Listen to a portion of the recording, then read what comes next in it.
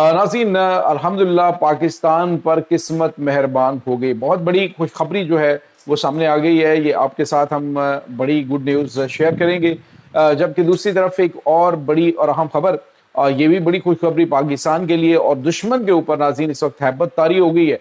नाज़रीन, इस वक्त पाकिस्तान ने एक ऐसा भारतीय ड्रोन्स का इलाज दरियाफ्त कर लिया है, एक ऐसा वेपन जो है वो तबाहकुन तैयार कर लिया है कि दुश्मन के तमाम तर इरादे मलिया मेट हो गए। नाज़रीन, इसकी तमाम तर डिटेल्स आपके साथ हम शेयर करेंगे। जबकि दूसरी तरफ भारतीय हुकूमत जो है वो एक साल गुजरने के बाद अपने नुकसान की तफसीलात बताकर फंस गई है और इस वक्त मोदी ने एतराफ़ शिकस्त कर लिया है। इसकी तमाम तर डिटेल्स भी आज के इस व्लॉग में आपके साथ हम शेयर करेंगे। वीडियो की तफसील में जाने से पहले अगर आपने हमारे चैनल को सब्सक्राइब नहीं किया हुआ तो आपसे गुजारिश है काइंडली इसको सब्सक्राइब कर लें और बेल आइकन को ज़रूर दबा दें ताकि हमारी आने वाली वीडियो सबसे पहले आप तक पहुंच सकें। नाज़रीन, हम आपके शुक्रगुजार हैं जो आप हमारे व्लॉग्स को देखने के लिए वक्त निकालते हैं और कमेंट सेक्शन में अपनी मोहब्बतों का इजहार भी करते हैं। नाज़रीन, इस वक्त सूरत हाल ये है कि पाकिस्तान अल्हम्दुलिल्लाह तरक्की की मनाजिल तय करता हुआ और ख़ुद इन्हसारी के ऊपर जो है वो बहुत आगे निकल रहा है। सूरत हाल ये है नाज़रीन के पाकिस्तान ने गुज़िश्ता जो कई दहाइयाँ हैं बड़ी परेशानियाँ पाकिस्तान ने बर्दाश्त की हैं। बहुत सारे मसाइल पाकिस्तान को बर्दाश्त करने पड़े हैं और आलमी प्रेशर और फिर उसके बाद ब्लैक लिस्ट होने का ख़तरा, बहुत सारी ऐसी चीज़ें थी जिसकी वजह से हर आम पाकिस्तानी मुतासिर भी था। लेकिन अब अल्हम्दुलिल्लाह वो चीज़ें अब आहिस्ता आहिस्ता जो है वो क्लियर होती जा रही हैं। न सिर्फ क्लियर हो रही हैं बल्कि अच्छी खबरें पाकिस्तान के लिए आ रही हैं। एक तो नाज़रीन आपको पता है पाकिस्तान ने तेल और गैस के लिए एक बहुत ही बड़ा मंसूबा जो है तेल और गैस की तलाश के लिए वो लॉन्च किया। 23 जो कुएँ हैं उनकी जो है बोली लगाई थी और फिर उसके बाकायदा तौर पे जो है वो कॉन्ट्रैक्ट्स भी दे दिए। अब जो खबर है वो है ईरान के साथ ट्रेड के हवाले से। नाज़रीन, ईरान के जो सदर हैं जब वो पाकिस्तान आए हैं तो हाई लेवल डेलीगेशन उनके पाकिस्तान आए थे। यानी हमारी खबरें और हमारे जो तवज्जो थी वो तो सारी इस मामले के ऊपर थी ना कि जी ईरानी प्रेसिडेंट जो है पाकिस्तान आए हैं और आके वो शुक्रिया अदा करें, लेकिन उनसे पहले एक हाई लेवल डेलीगेशन भी पहुंच चुका था। अब जो खबर आ रही है वो ये है तफ्तान के रास्ते पाकिस्तान और ईरान जो ट्रेड कर रहे हैं, अब जो रेलवे का मंसूबा है उसको अपग्रेड करने का बड़ा जो है वो फैसला सुना दिया गया है। नाज़रीन, इसके ऊपर काम स्टार्ट कर दिया गया जबकि गैस पाइपलाइन मंसूबा जो है वो भी तेजी से मुकम्मल करने के अहकाम जारी कर दिए गए। इसके बाद क्या होगा? इसके बाद नाज़रीन पाकिस्तान को सस्ती गैस और तेल जो है वो भी ईरान से मिलेगा। और अब जो रेलवे के हवाले से ये था कि पाकिस्तान में अमूमन ये होता है कि पाकिस्तान की जो ट्रेन है, पाकिस्तान के जो ईरान की जो ट्रेन है नाज़रीन वो बड़े एडवांस लेवल की उन्होंने बनाई हुई है। ईरान में जो रेलवे है वो बहुत ज़्यादा फ़ाल है और बहुत बड़ी तादाद में लोग जो है उसमें सफ़र भी करते हैं। मुझे इत्तफाक हुआ तो जिस तरह से मेरे ख्याल में उनके जहाज़ इतने ज़्यादा अपग्रेडेड नहीं है जितने कि उनकी रेलवे है और रेलवे के ऊपर बहुत ज़्यादा जो है वो दुनिया सफ़र भी करती है। अब नाज़रीन हुआ यह है कि ईरान ने पाकिस्तान के साथ जो मंसूबा बनाया इसमें जो पाकिस्तानी साइड है होता ये था कि तफ्तान बॉर्डर जो है वहाँ तक पाकिस्तान का जो रेलवे का ट्रैक है वो उतना बैनुल-अक़वामी मयार का नहीं है, तो जिसकी वजह पाकिस्तान की जो रेलवे का खसारे में रहना और करप्शन और बहुत सारी चीज़ें थी। अब जो है इस ट्रैक को अपग्रेड करने का बड़ा फैसला किया गया है। यानी अब जो है वो बराह रास्त ये चीज़ें जो है वो जुड़ेंगी और तफ्तान बॉर्डर के रास्ते जो ट्रेड है वो डायरेक्टली ईरान के साथ आप कर सकेंगे।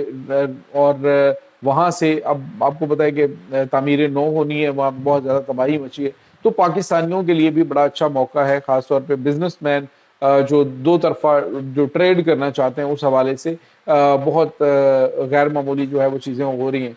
आज मेरी दोस्त हैं तेहरान के अंदर, उनसे बात हो रही थी तो वो कहते हैं जी कि पाकिस्तान में जो आम है, ख़ास तौर पे पाकिस्तान की जो मैंगोज़ हैं इस वक्त ईरान के अंदर इनकी बहुत ज़्यादा मांग है। पाकिस्तानी मैंगो इस वक्त 1700 रुपये किलो जो है वो वहाँ पे ईरान के अंदर बिकता है।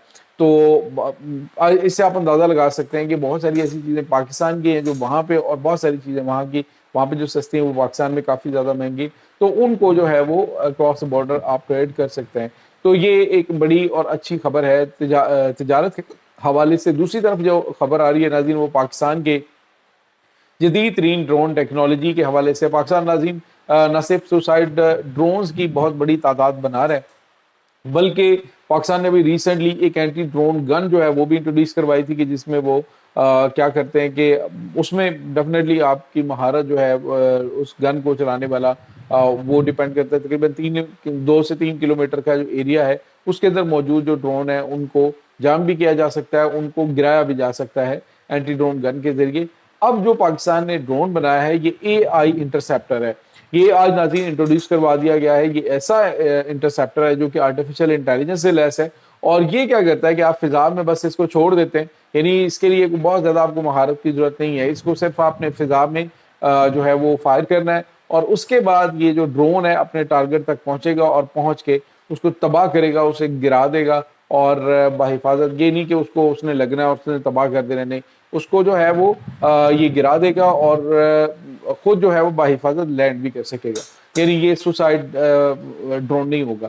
تو یہ بہت غیر معمولی کامیابی پاکستان نے حاصل کی. بھارت بھی اور پاکستان بھی ناظرین اس وقت ڈرون وارفیئر کے اوپر بہت زیادہ فوکس کر رہے ہیں. پاکستان نے ریسنٹلی جو ترکی ہے اسے بڑے جدید ترین ڈرون حاصل بھی کیے ہیں, خود بھی پاکستان بنا رہا ہے, اور اب آنے والے دنوں کے اندر پاکستان چائنا کے ساتھ مل کے کچھ نئے ڈرون پروجیکٹ بنا رہا ہے, اور ایران کے ساتھ جو ہے وہ ٹیکنالوجی شیئر کر کے پاکستان ابھی ناظرین پہلے بھی جو ڈرون کے حوالے سے بڑی ترقی حاصل کر چکا ہے. تقریباً 2000 کلومیٹر دوری تک ٹارگٹس کو ہٹ کرنے کے لیے سوسائڈ ڈرون پاکستان نے بنا لیے ہوئے ہیں.